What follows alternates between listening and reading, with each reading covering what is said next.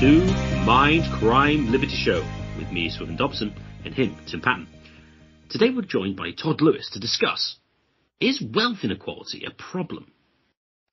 The reason I asked Todd on for this is because Todd actually has an argument against wealth inequality, which we'll get to in a second.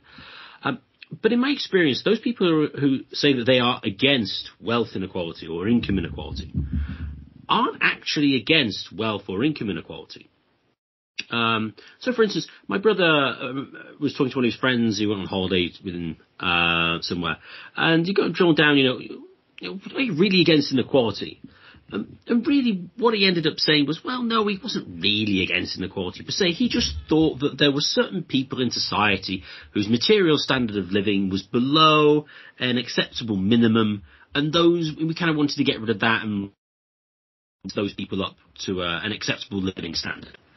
And in general, I think that tends to be the case. The people who go on about wealth inequality or income inequality, they're not particularly concerned, it doesn't seem to me, about the actual disparities. It's just that they think there are some people who don't earn as much as they otherwise should. That said, Nassim Taleb argues that the only people who care about income inequality are the upper middle class, because they have everything apart from being at the top of society, and therefore complain when the people above them are even further above them. But that seems to be just the envy rather than any more sort of interesting sort of idea of political science or political economy. So I thought it'd be interesting to discuss the issues of wealth inequality per se. So, Todd, why is wealth inequality a problem? Or more precisely, why is excessive wealth inequality a problem in your view? Right. So the argument that I'll be mostly using is derived from Aristotle's The Politics. Now, he makes the distinction that a commonwealth can be divided amongst essentially three classes: the rich, the middle class, and the poor. And he argues that the middle class is the ideal constitutive element of the city-state because it is the element that is both rational. Now, of course, the poor, he would say, are not rational. The rich, of course, are also well-educated and rational, but not given to excessive leisure because they have their own affairs to take care of. Whereas the rich, because they have a lot of leisure, in this case due to wealth, and the poor, because they have a lot of leisure, in this case due to poverty and lack of employment, come to quarreling with each other. He says that ideally the middle class should either be larger than the two together or at least larger than any one of them singly. Because what ends up happening is if you have too much leisure time and you're not able to use it. Now, again, Aristotle views leisure as a good thing. I mean, it's a precondition for philosophy. But the poor, because they lack education, are not really able to engage in philosophy, and so therefore leisure is not useful for them. And the rich, because he believes that they breed a sense of entitlement and indigence and pride and arrogance because of their position, while they have the capabilities and potential to practice philosophy, choose not to. And so when you have a limited amount of leisure time based on one's ability to maintain one's daily affairs, which takes up a large part of your time, it creates stability within the Commonwealth because your life is working out, you're making economic and social actions and activities throughout, your life, and you don't have to worry too much about these other things. He also mentions that in times of invasion or plague or famine, the poor will die because they don't have enough food and they'll starve, and the rich will become targets, and the middle class are most qualified to survive that. So the reason why wealth inequality is bad is essentially twofold. One, it creates two hostile classes, because if the poor outnumber the rich, then the rich put in a dictatorship or an oligarchy to protect their position, because the poor would if the poor are the majority, they become a democracy and then vote the wealth to them, which leads to civil war.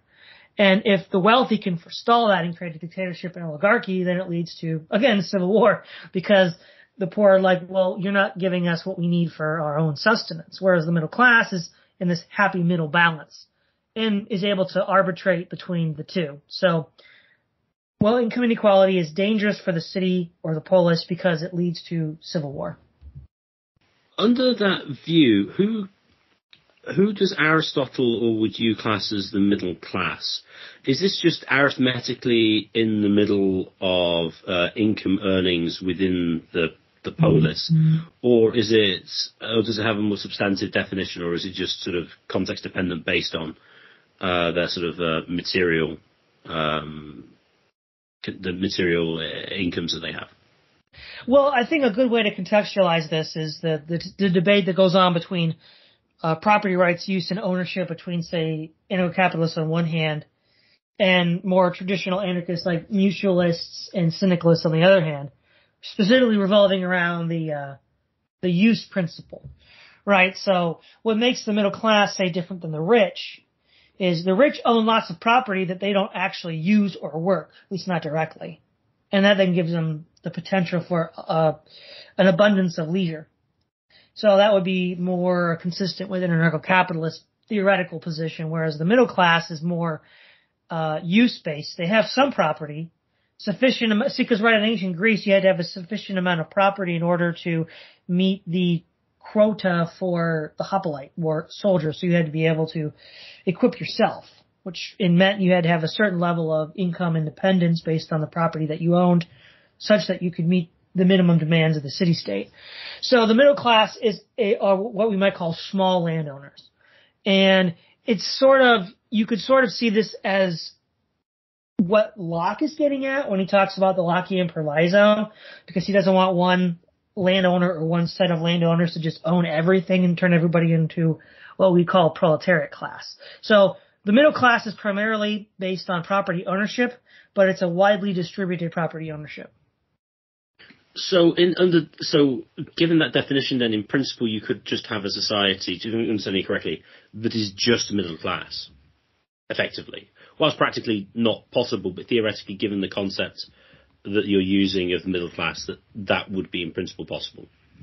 Yeah, I think so. Okay, that makes sense. Would you say that it would always lead to civil war? I mean, Aristotle's argument on, leisure time, I can see for the rich, but certainly for a decent section of the poor. I mean, today the welfare class will clearly have a lot of leisure, but otherwise the poor working class would seem not to have much leisure time at all. Well, I haven't got any particular figures on that, but I mean, it certainly wouldn't seem to be hugely excessive. So, why would, I can see why the rich have the leisure time, but I don't see why there'd be such a large proportion of the poor that would have that leisure time such that they could then sort of gang up with the rich relative to the middle class, unless I'm misunderstanding something. Yeah, well, this kind of it's kind of an employment problem. So to fast forward in history, one of the things that led to the civil unrest in Rome in the Republic was many of the demobilized soldiers had no means of employment, because when they returned home, the rich who had made money on the wars of conquest had then bought out their farms and then employed slaves. And so now these people are essentially the proletariat and have nowhere to work and nothing to do, but they're also trained soldiers. So you end up having this idle class that can develop. So essentially then it doesn't, okay, so that seems to me then not an argument necessarily against wealth inequality, but against unemployment. Well, yes, but the other angle of the inequality is that it creates a revolutionary spirit amongst the poor. They see that, a handful of people are making all of the gains and benefits from their labor, which is again what feeds into the potential for civil war. Does that feed into slave revolts particularly? Because I don't know historically, did they particularly take place more when their owners are earning significantly more than everybody than they had done historically? I'm not au fait with the history of slave revolts. I just wondered there, because obviously, what's interesting about this with Aristotle is Aristotle accepts slavery, and I was interested to see how how he sort of relates sort of like the slave class into this analysis, because it seems to be the poor you're referring to are the lowest citizens rather than slaves. Exactly. Yeah, these are the lowest citizens and they're not slaves. But would on Aristotle's view then having a large slave class be a potential problem? Because, well, in a way that's odd because they're one and the same as the upper class, because they're owned by them. So I was wondering how slavery and the wealth inequality vis-a-vis slaves comes into this. Yeah, that's a good question. I'm not sure what Aristotle would say. I think that we do see lots of historical examples of slave revolts that are the result. I don't know if I'd say directly related to inequality, but more to the cruel treatment. Think of the Spartacus revolt against Rome, or the mercenary revolt against Carthage. So that would be a different, but yes, properly defined, properly circumscribed. This argument that Aristotle is making is only for citizens. I'll ask you a question. With respect to the elites or the upper class, now this might be more the case with second or third generation. This applies both to monarchies and, ubermensch businessmen types. They work a heck of a lot of hours. I mean, Jeff Bezos probably does work more hours than his pickers. Now, it might not be manual labor, but it's diplomacy, it's going to meetings and things like that. And the same way with, a lot of the sort of key monarchs in European history, the ones that everyone reads about, that they were quite busy. And the slaveholders in the American South were also quite busy and learned. So it seems that they are doing labor here. And as Thaddeus Russell would make the argument that the lower classes, the ones at the really bottom, in a sense have no responsibility, which is that's how we get the sort of popular culture out of there. But as far as the the top, wouldn't you argue they work quite a lot? Now you don't have to go full Ayn Rand and say they deserve every penny they're worth. And I sort of agree in a sense with some of the left libertarians who make these arguments, but they do work a lot and they do have things. I mean, I would think you would agree with that, Todd. Well, yeah, but I mean, this just gets to the question: how do we quantify the value of the labor and the time spent? Because if we look at, say, the difference between the lowest earner in a company and the highest, and then the CEO, say in 1960, was 40 times more. Now it's 400 times more. I mean, are they really working any harder now than the CEO in 1950? No, I would not say they're working any harder than now, but I would push back against the idea that they're doing no work. They're doing the sort of the work of management, so to speak, which is, sometimes people like Ben Burgess, it's not entirely clear if the workers are valuable because they labor or are they valuable because they do a task. And if they do a task based on compulsion, the system of compulsion is only in place thanks to the management, which is the upper class, which keeps and that definitely applies to the slave system in Rome. Again, I don't know much about it at all. I do know some things about the American South system, but it sort of requires a sort of people there to sort of own the capital stock in the Hoppian terms here, to boss everyone around here. And again, today it's more of a therapeutic system, but still it nonetheless is a management system. They do quote unquote work, so to speak. It's not self-directed mutualist communities. Would you agree? Well, yeah. Well, so here we need to make a distinction between the work to produce a good or service and the work to manage a workforce. So obviously a taskmaster is doing something. He's managing other people. Now, obviously, with the exception of certain corporate environments, the libertarians would object to most historical manifestations of that, the slaveholder, the feudal lord, as unjust and violating rights. Now, where they differ from the left libertarians or the anarchists and socialists is whether the CEO of a modern company is in any way analogous. But the point is, the wealth that is being given, the increase in productivity between 1950 and now is not the result of the CEOs working harder. It's the result of capital accumulation. And so the question is, Why couldn't we have just kept the 40 times more all the way through, where we wouldn't have had such an imbalance today? Because people act like the Jordan Peterson will say, well, they produced all this more because they worked harder. No, this is because of capital accumulation and more effective modes of production. That's why they don't work any harder than a CEO in 1950. And in fact, I would argue that many of the companies that exist now, I mean, obviously not tech companies, but that were founded, in the boom after World War II, many of those men were far more intelligent and talented than their successors, who just seem to be rather lackluster and lame, and yet they're getting paid way, way more than the founder of these companies, like, say, GE or something.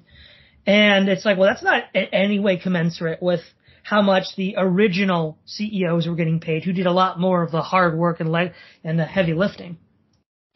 I think this gets us on to the next question I was going to ask, which was what do you think the major cause of wealth inequality is? But just to respond briefly to whether CEOs work harder or not, Tyler Cowen made a defense of CEOs earning a lot more than they did historically. Now, which basically is due to the fact that corporations are larger, and so the CEO is more valuable than they would be in a relatively smaller firm. So whether or not higher level of concentration, size of firm is a good thing or not is another question. But that would at least be the main sort of explanation, at least that Tyler Cowen offered. Also, I think whilst it is true that some get paid now more than do even their founders, in real terms, I remember seeing an argument that actually John D. Rockefeller was still the richest American ever to have lived. Now, obviously, he's an outlier because he was astounding in everything that he did.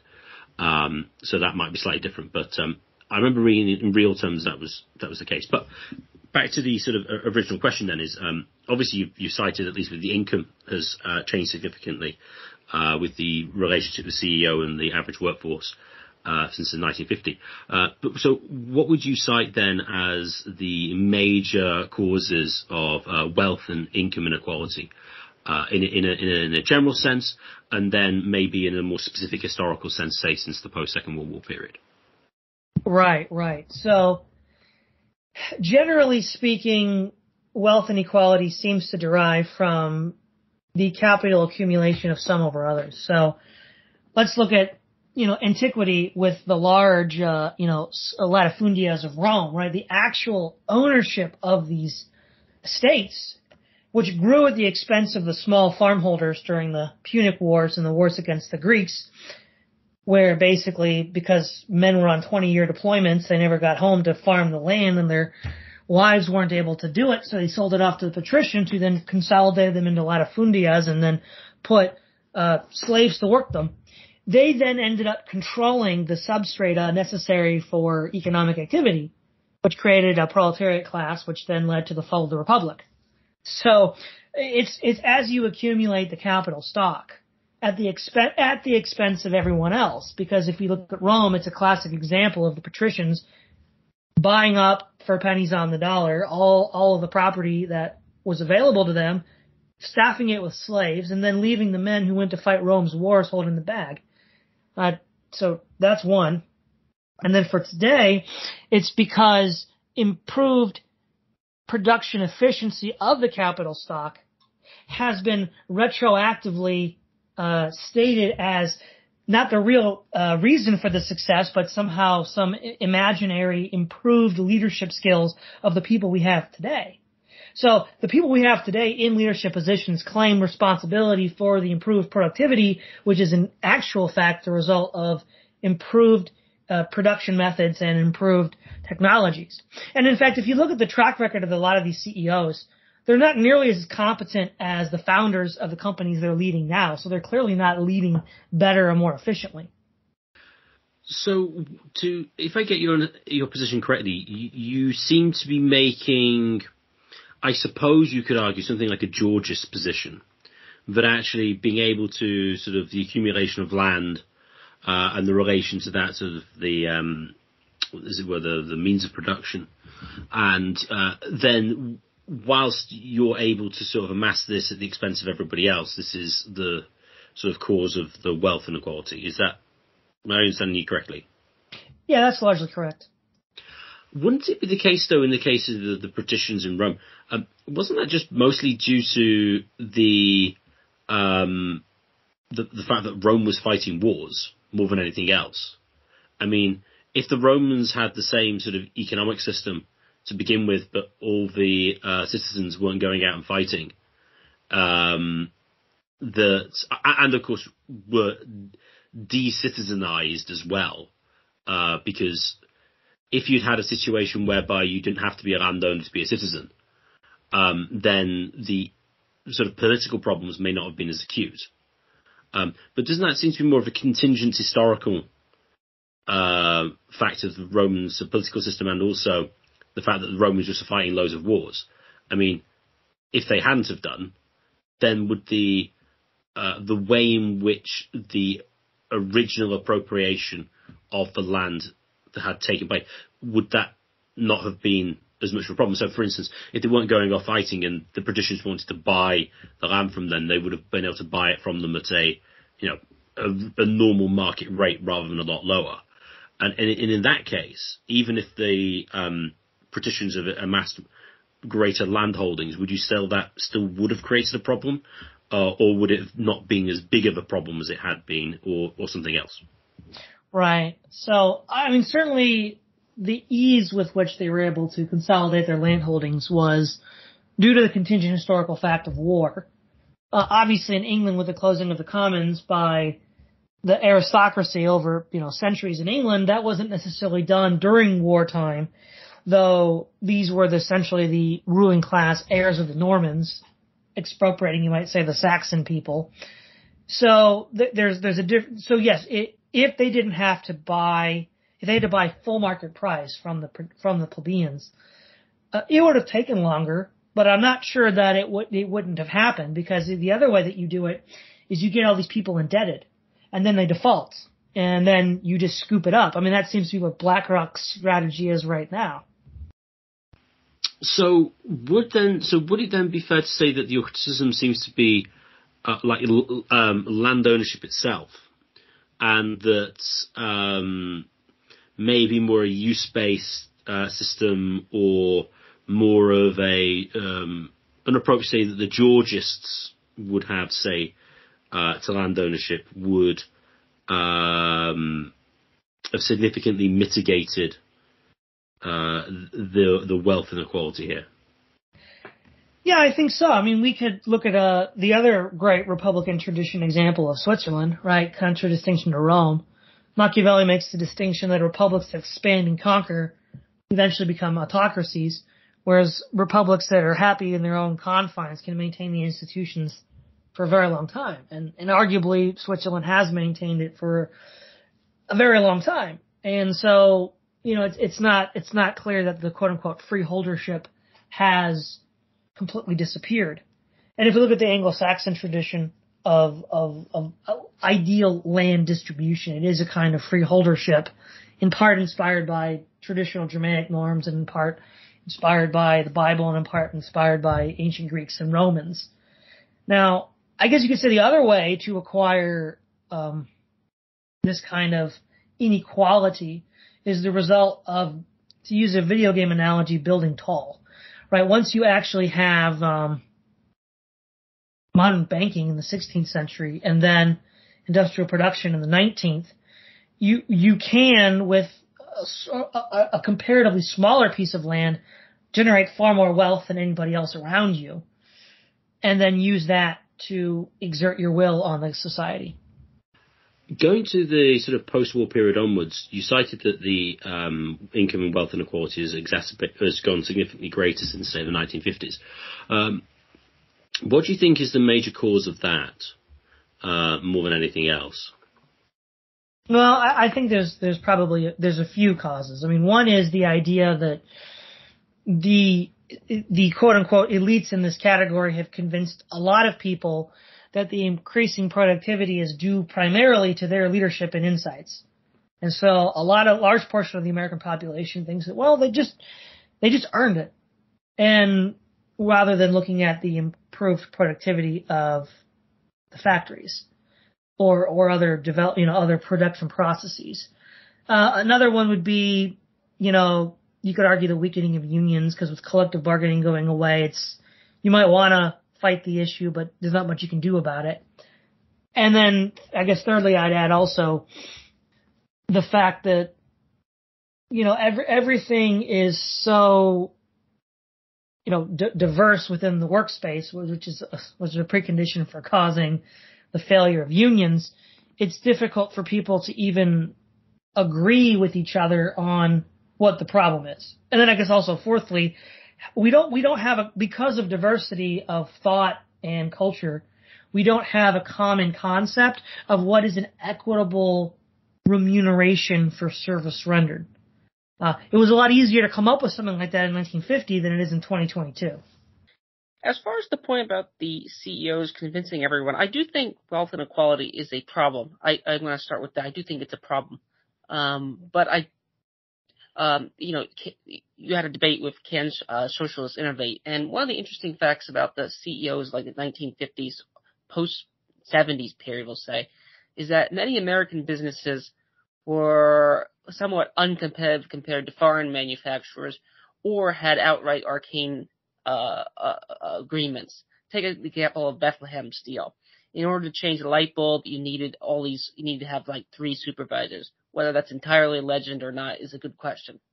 If you go back a little further, the Pittsburgh rail strike, one of the largest rail strikes, one of the key things, now it was, to be precise the history, it was over the distribution between profits to shareholders and workers, but one of the things they're going to doublehead, which would cut the number of engineers and conductors and firemen down. Getting rid of firemen and strip mining, for example. Strip mining is probably a better form of safer. It's actually better for the environment in a certain bizarre sense. You can just fill it in. But strip mining does not work. Strip mining with a super digger doesn't require 100,000 labor force. It requires 20 guys and maybe 50 technicians to keep the equipment running. So maybe the CEOs are responsible for creating this giant bounty of wealth here. I mean, I think the truck driving thing is going to be a thing going forward. The computers can drive trucks already. Probably, it depends. Airplanes can definitely be flown. The U.S. Air Force has been doing it since the 1960s. Had fully automated planes. They don't. So maybe the CEOs are the ones that are actually brutalists. Will go out and just sort of fire all the workers, so to speak. And actually, if you go back to the American system of slavery, the Jefferson types thought it would go away because of economics, but they actually found a good use for their labor in cotton production, which was made which was effective large scale use for these sort of coarse labor here. So there seems to be a sort of efficiency method where just abolishing labor and replacing it with machines. Well, that is a kind of capital, and it is quite useful. Now, the Ben Burgess way, we'll just have a universal basic income or something like that. I think that's the response to be given there. But you do need someone to sort of have a fire sale against the firms, because once the steel workers have a nice middle class job, but if Japanese steel firms are using more advanced technology in the 1970s because they got burned down, now the American steel company can't compete. You could have like tariffs or things like that, but you do need something to make up. And at the end of the day, the U.S. Navy does need ships, and they probably want to build them with the most advanced techniques. That would be my response. What would you make? In defense of CEOs? Again, I do think it's a problem. I do think wealth inequality is a problem, but the solution is how we got certain things seems to be at least an issue with that. Right. So, okay. So the point here is, if I understand you correctly, that at a certain point there's going to have to be a decision made for or against any given method of production or technology or whatever, and the CEO is the guy that makes that decision. Now, okay, yeah, but he didn't invent the technology that is possible or the production method. Usually not, but sometimes he is. In which case, that person, whoever invented that technology or patented it or whoever invented that production method, would be the one really responsible. Nobody thinks just because you rubber stamped or rammed through something in Congress means that you're responsible for the actual program. The people that are responsible for the program are the people that created it. And even if we accept that rubric, again, just time and again, especially where I live, the people who are running like third or fourth generation businesses, they're just completely incompetent. Like especially compared to the people that started these businesses, maybe 70, 80, 100 years ago. And it's like they're only here because they inherited it from their parents, and they're just gutting and salvaging off what they have because it's cheaper to sell inferior products and then get revenue that way than maintaining whatever vision their great-grandparents or grandparents might have had. That seems to be a separate point. That seems to be an inheritance position rather than the CEO being useless, per se. I think framing it in a situation whereby the CEO just represents what they do. I mean, let's suppose it's just an owner of a firm as opposed to a CEO. Let's suppose you bought it. Let's just say that's the case. I mean, so the Rothbardian defense of the owner in that case would be the case that, well, okay, let's say you've got an R&D department and they're developing stuff. Most of the stuff they develop is rubbish and no use. But the thing is, the owner is fronting the resources to the R&D department, providing an environment in which those innovations can take place. And then once, they actually come up with something useful they can use, well then, this is going to help the company as a whole. But the thing is, the owner has actually provided a framework in which innovation can take place. Otherwise, this guy wouldn't be able to spend all the time tinkering in the R&D department. He'd have to be going picking litter or working in a factory, like putting lights on cars or something, because no one's be fronting him money to do it. I mean, that's at least be the general Rothbardian defense. Right. So 2 points. First, I bring up the anecdotal evidence not to say that.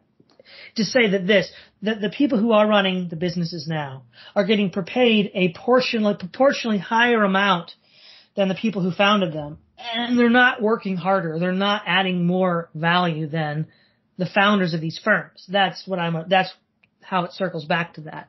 Now, as far as the Rothbard's position, the problem here though is most modern day corporations are limited liability corporations where the CEO isn't actually liable for what he does. Now, Rothbard would agree that that's a problem, and what Rothbard is describing is an idealized form of the partnership corporation, something like you might see like in the Christmas Carol, Scrooge and Marley, where both are liable directly. But we don't have that anymore. And so this is why I get confusing with libertarians. They'll describe a kind of ideal that they want to have, which they fully admit doesn't exist yet. And then they'll say, oh, but that totally describes Bill Gates. That totally describes Elon Musk. And I'm like, no, it doesn't. And in another context, they would agree with me. I would say, well, you could certainly make that case with Rothbard and an idealized position, but it would still be the case that somebody is fronting the R&D department money that otherwise they wouldn't be able to exist and use the company's resources to try and come up with some new ideas, unless somebody was fronting the money. Now, as to who we identify them exactly as is not obvious. And I know take your point on limited liability corporations. I'm not going to say that, but there is going to be somebody who is, or some organisation that is providing the framework. It's not just the R&D department can not just sort of like work stuff out themselves without any funds, and so funds are going to come from somewhere. Well, right, but the question then is, are we really saying that the person who's coming up with the funds is the CEO or someone else?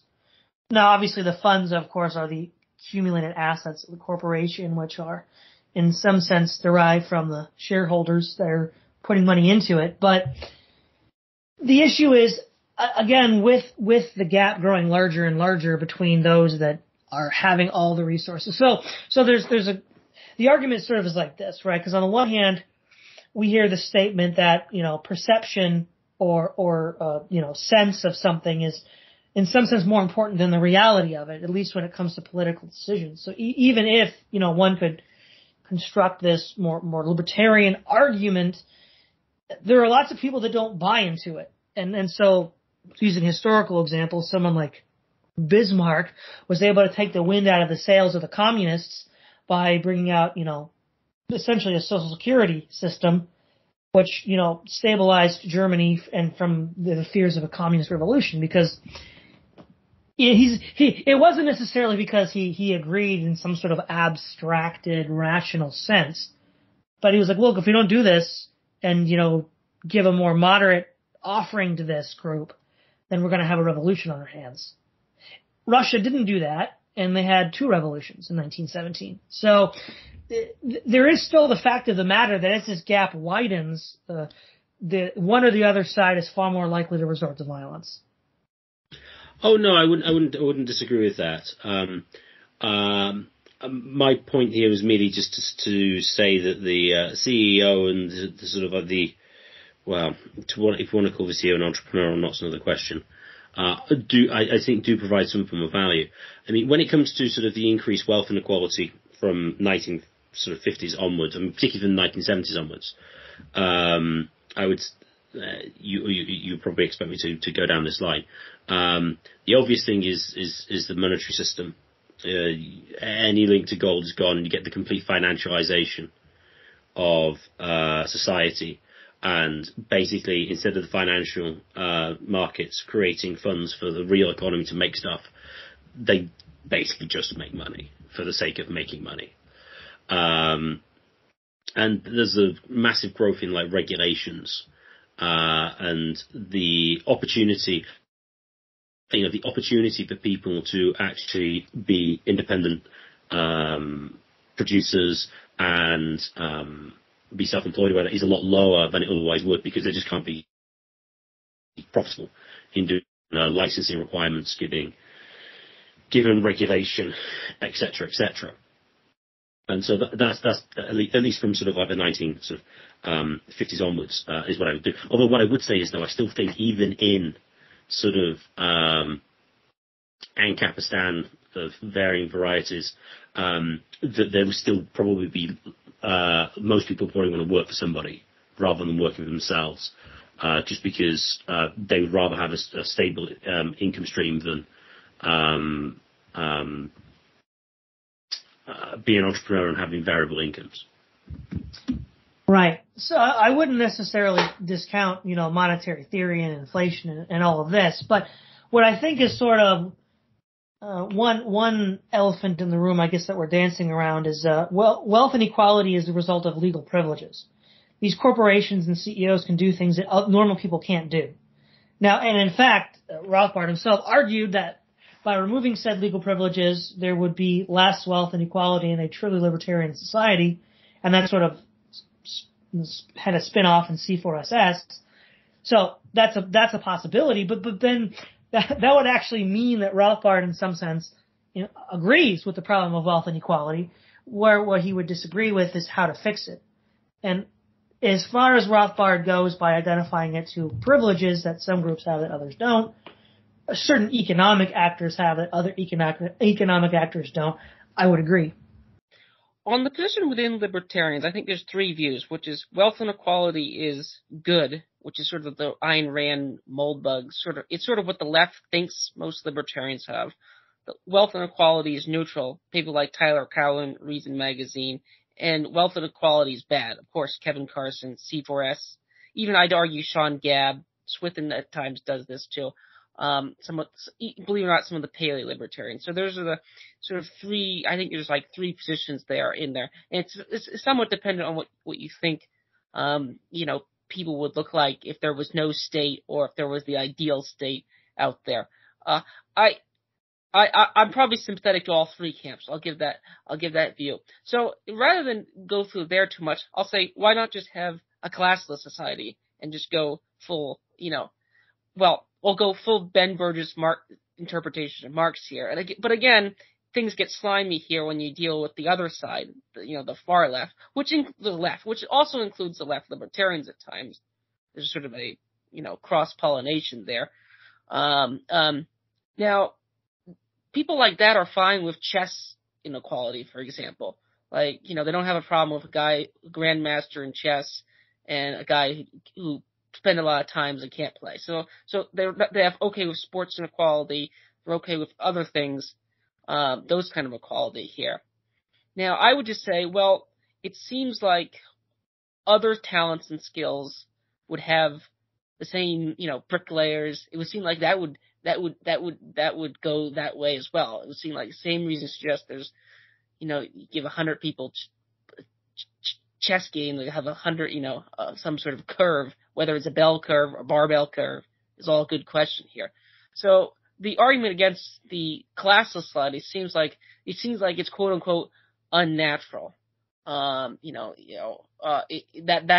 will be my view. So, and if you try to sort of force everyone to be natural into this, that poses, they get the handicap general problem here. Now, I do agree with Rothbard that it is funny that Rothbard has the sort of left-wing tilt to him in the sense that, his view is that he actually, in Ancapistan, would actually be a much more egalitarian place. And I actually would probably agree up to a point, although it leaves out the underclasses here, the people who do not want to work, the people who have no interest in working. You could almost argue that the underclasses are better off under a coercion system, because then they're forced to work and they have no choice. So I don't really see. My question to you would be, why not just abolish the whole class system here?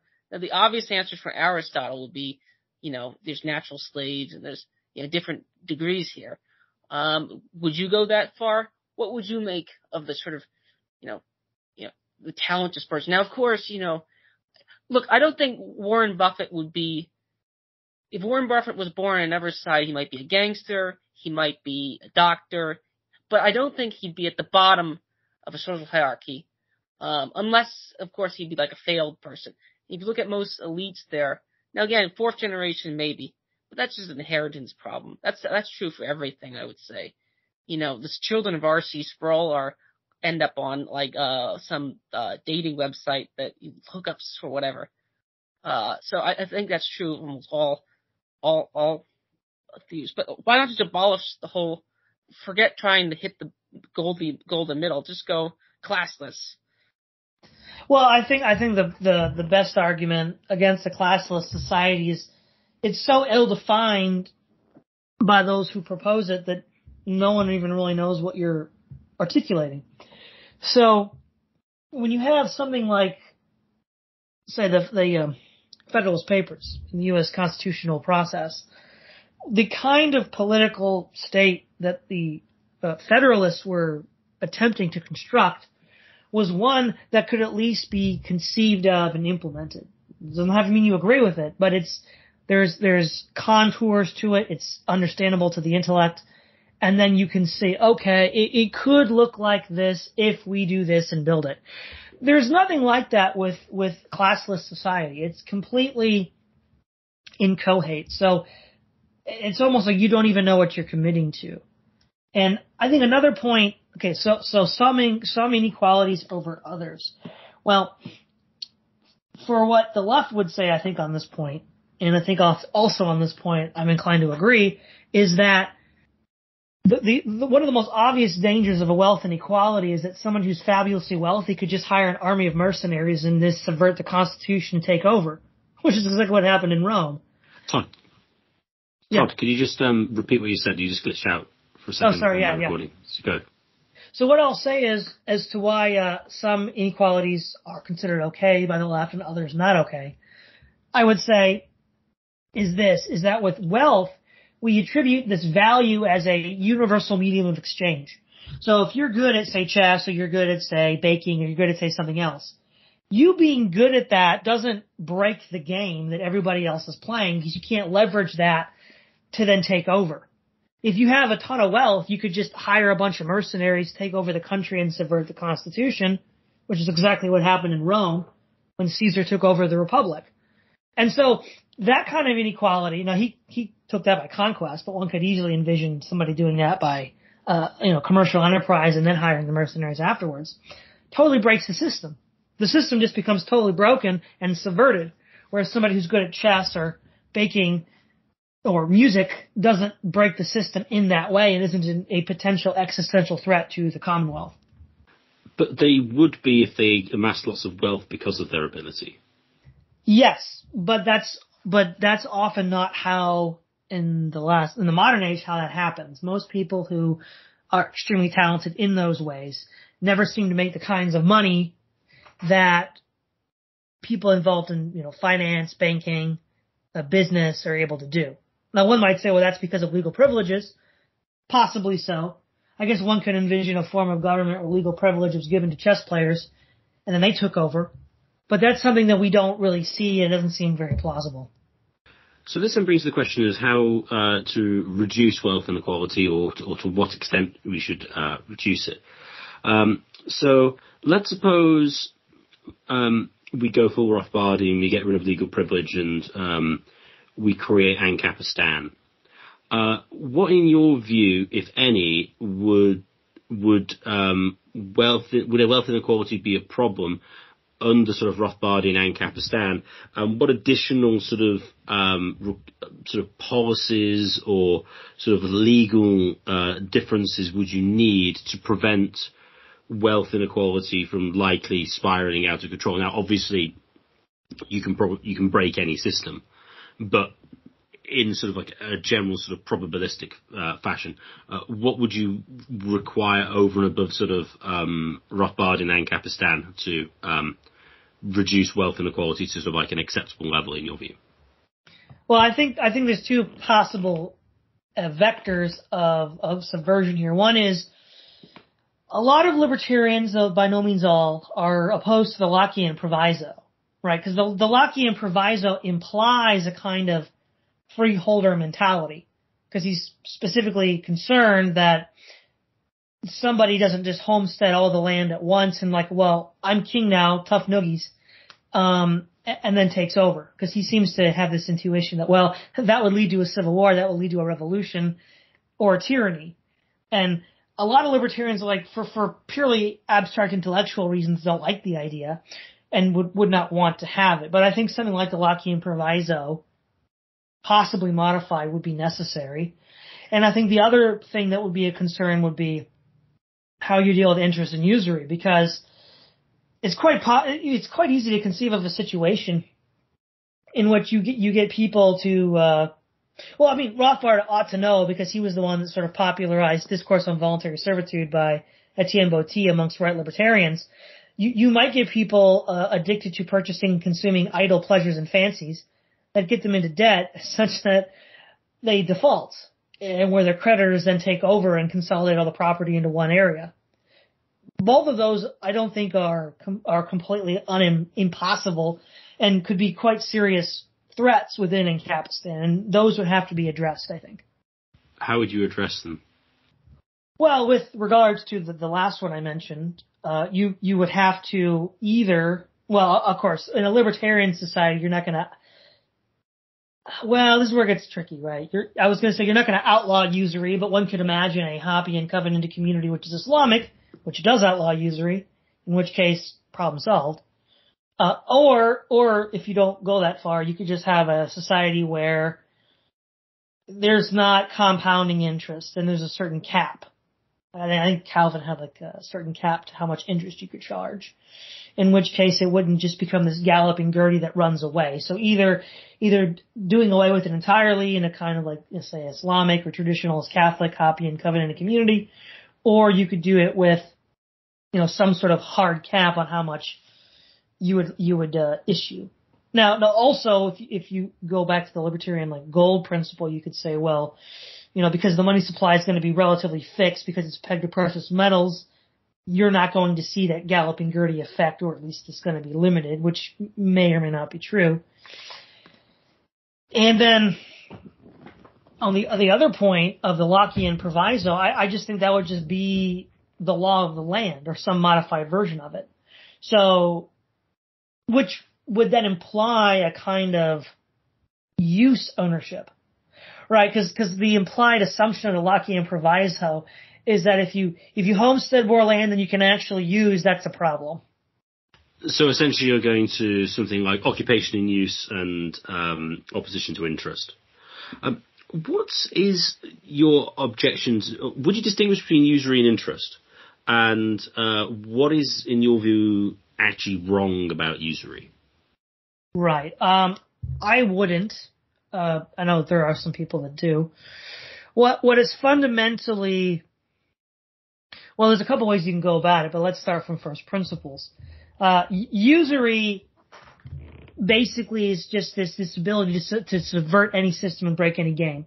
Because whatever social norms you have set up, once you get people to be indebted to you, to quote from Proverbs, the debtor is slave to the lender, you basically enslaved the population that is in debt.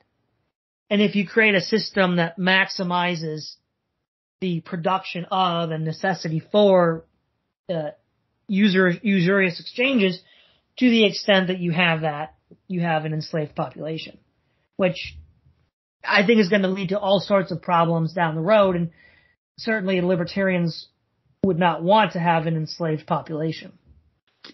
That seems to be a case against interest per se, but how is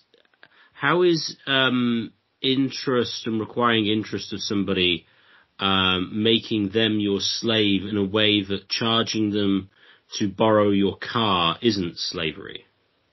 Well, let's put it this way, right? Let's say you have a user fee for a service, and it's like, okay, I own this lawnmower, right? And I'll let you use it if you pay me, a user fee for every hour. Okay, that's one thing. But with compounding interest, you can eventually get to the point where the interest you owe, if you're particularly bad with money, is greater than the principal itself. And then you're really just kind of screwed at that point. And it seems to privilege people that are really good at playing that game over and above everyone else. Because I think the question that needs to be asked, is it desirable that, given the Pareto distribution of skills that people have over a wide area of activities and intellectual, adventure, pastimes, should we privilege this one, which by definition, most people aren't going to be that talented at, because it's a distribution of skills over a wide area, such that they get to break the game in a way that a chess player can't or a musician can't.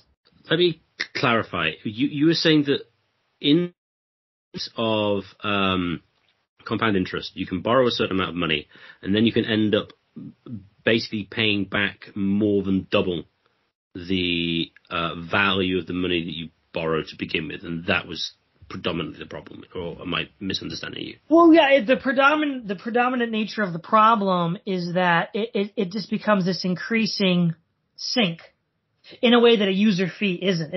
A user fee is one and done, and you either can afford it or you can't. Oh, so your argument is the fact that the interest can just go up in perpetuity, and there's no sort of fixed limit to the amount that it can go at.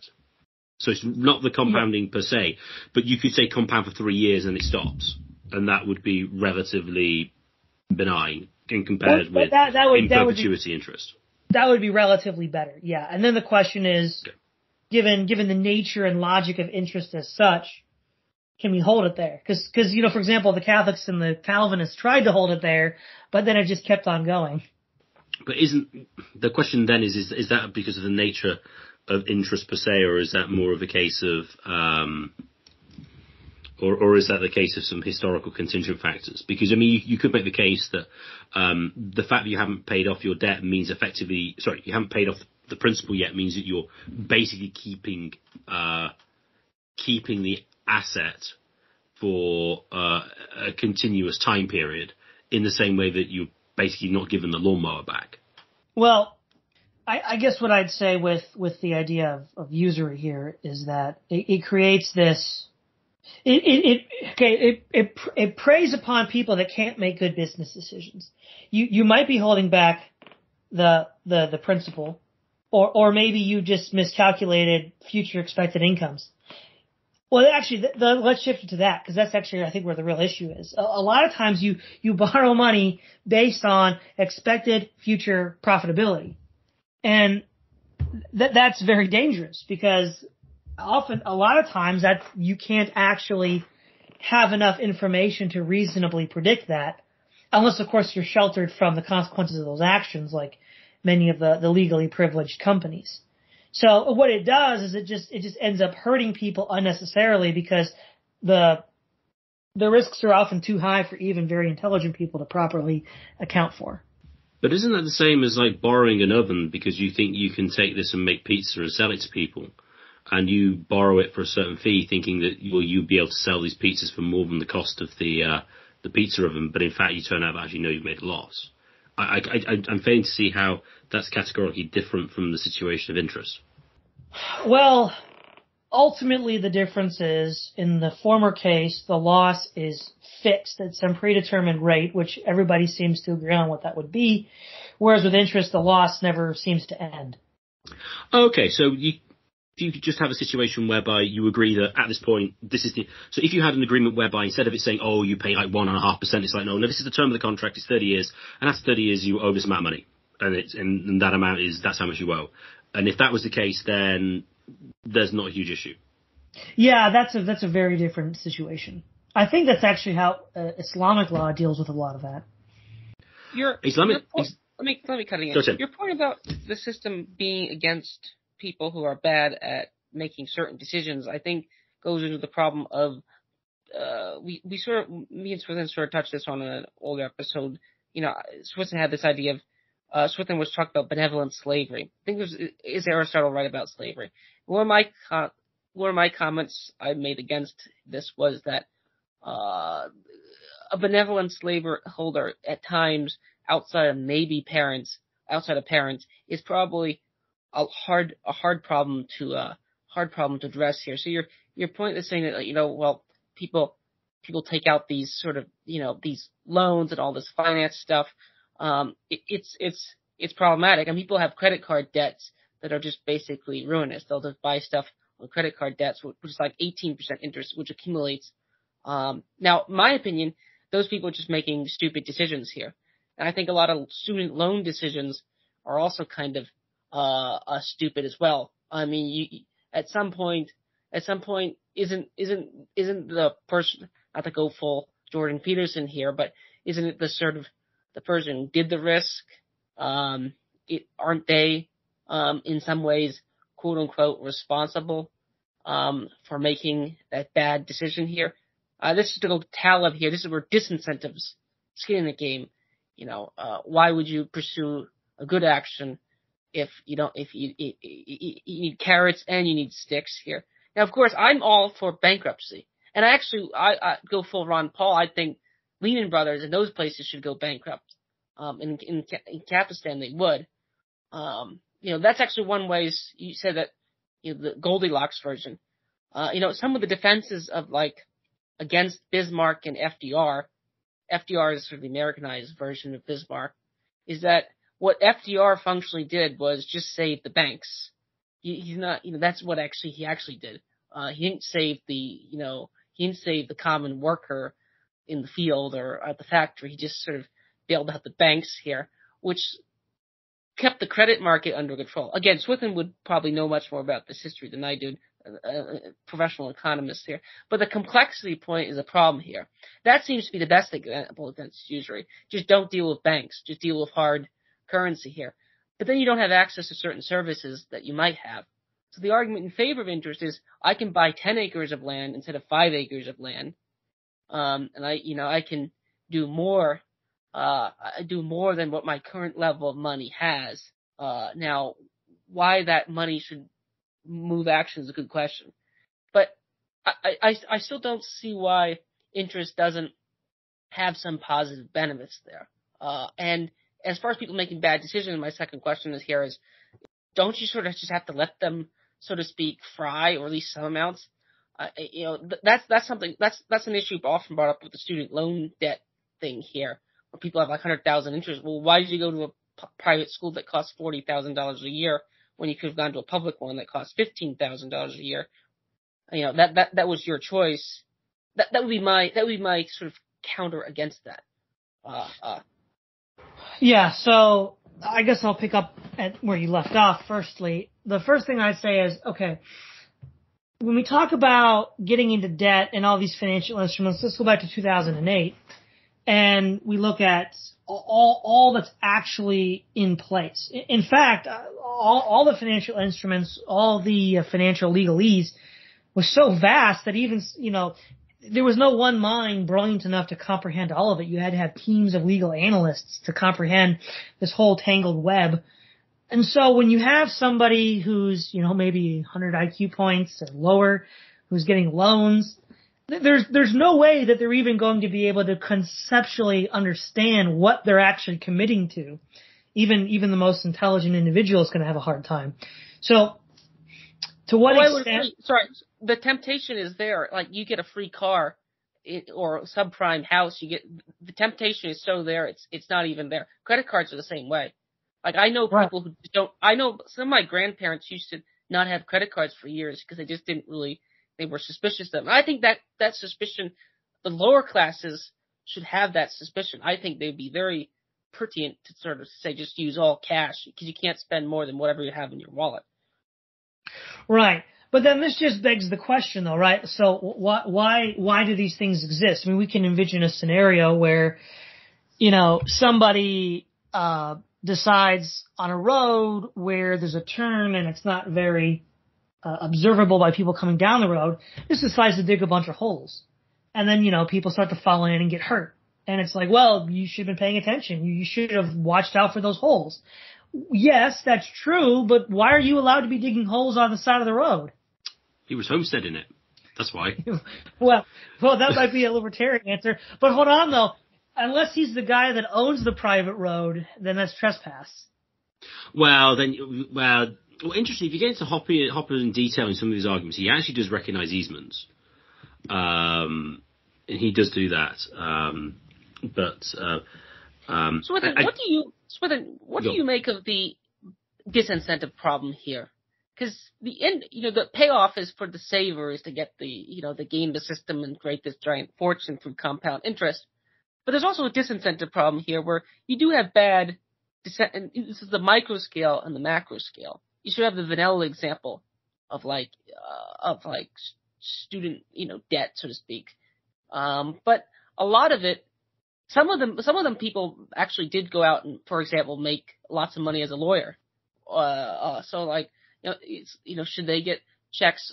Some of the sort of bailout programs on these things are, I think, always sort of dubious here. But there is just a disincentive. How would you break Todd and I's disagreement somewhat over this? The example of don't build things on the side of the road. I agree, but sometimes you could also say, well, don't dig anything, or you get into sort of the counter suit where you get the counter area where so the sort of the class action lawsuits that are often labeled against McDonald's or other corporations for having basically, that's where you have to have railings and stuff all around things and the protective nets everywhere and things like that.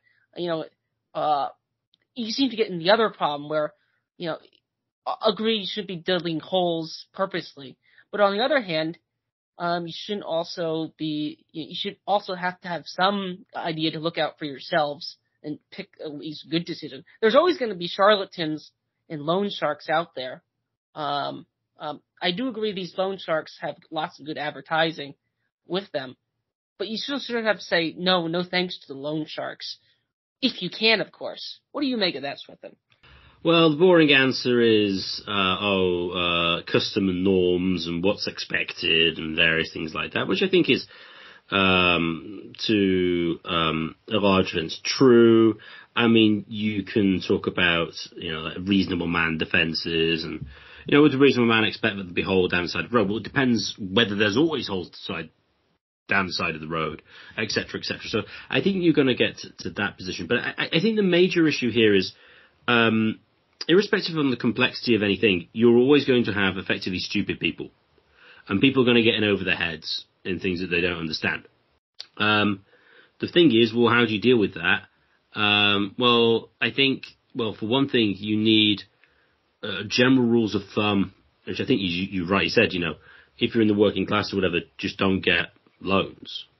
and stuff like that. I think that's definitely just some simple rules of thumb to keep out of it. And then for people who are sort of more intelligent to, provide services for these people. I mean, there's no reason why you couldn't have some like charitable organizations which kind of try to advise people on financial decisions and stuff. I mean, they exist currently.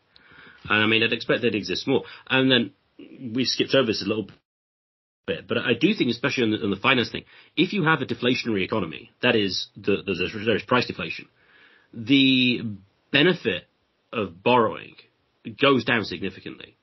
I mean, if you were to have like the classic sort of 100% reserve gold standard of Rothbard or George Reisman, I mean, the people who are the amount of consumer credit would, I think, be very small, because how is the consumer going to outbid the entrepreneur for these funds for investment?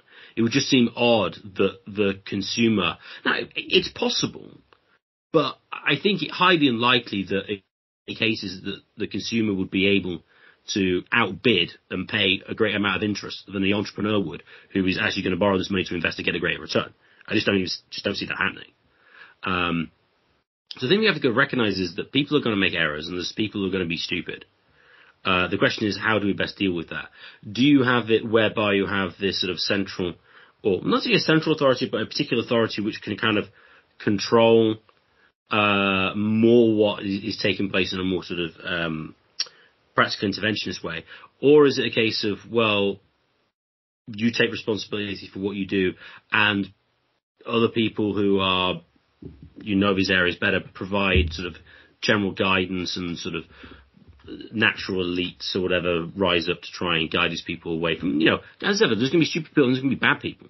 There's going to be bad people going to try and screw people over. I mean, whatever society you're in, those people are going to exist, and they're going to use whatever hole there is in the system to try and exploit people. So that would be my response to your question.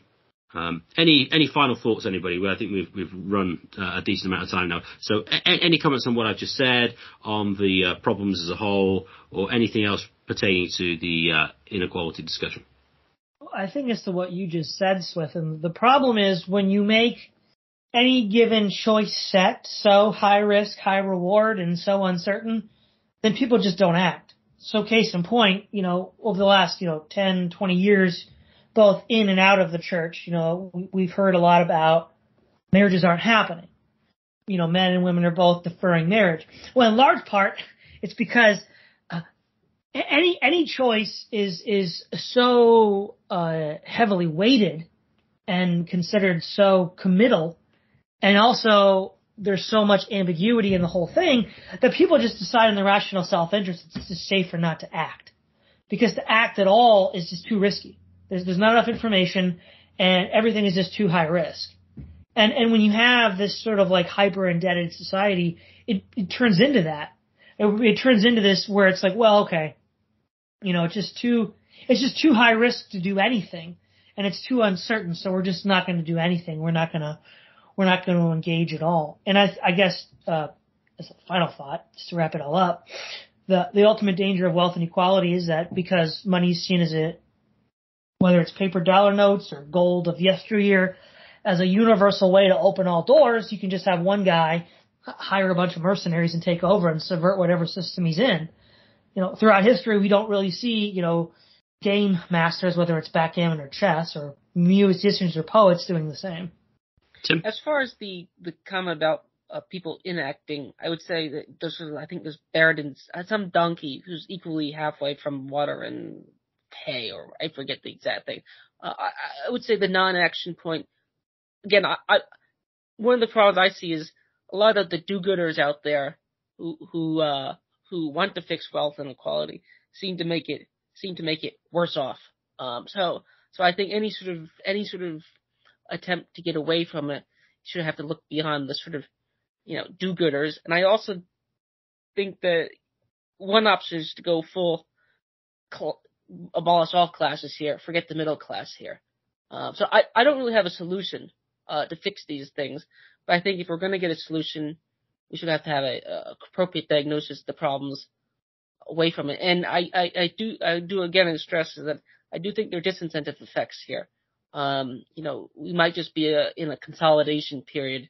I think, you could just argue this is a consolidation period, which is inaction is just the sort of the way it is. Swithin, do you have any comments?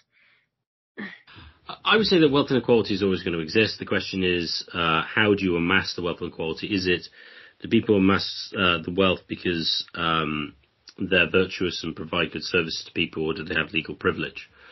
I would also say, even if you say that they initially are virtuous, they could then become vicious, which is possibly true. Well, it is possibly true. The question is, well, how do you set up a system in such a way that will prevent any individual from overturning it? That would seem to be quite difficult. It's going to depend on social norms and a whole host of different things, and how sort of tight-knit the community is with ideals and various things like that.